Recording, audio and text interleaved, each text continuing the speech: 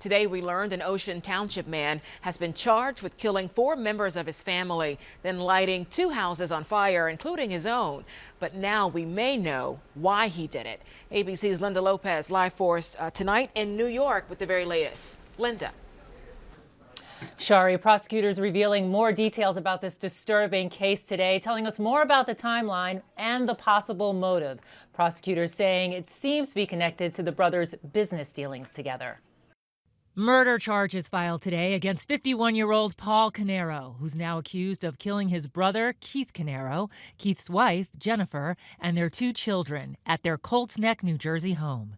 Specifically, we allege that the defendant repeatedly shot and killed his brother while he was outside of the side of his home, and then moved to murder the rest of the family inside the home.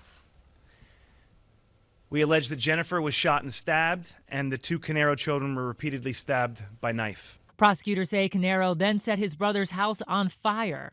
Authorities allege he went home and then set fire to his own house. Prosecutors believe he wanted to destroy evidence he had brought back from the murders and also create the impression that both brothers were being targeted. The motive for the killings? Apparently financial. The brothers own businesses together in Asbury Park, New Jersey.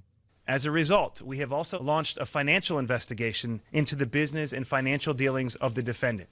The DA also saying that even after years as a prosecutor, he was shocked at this horrific crime. If these allegations are proven true, this one is the most brutal case that I've seen in my experience here.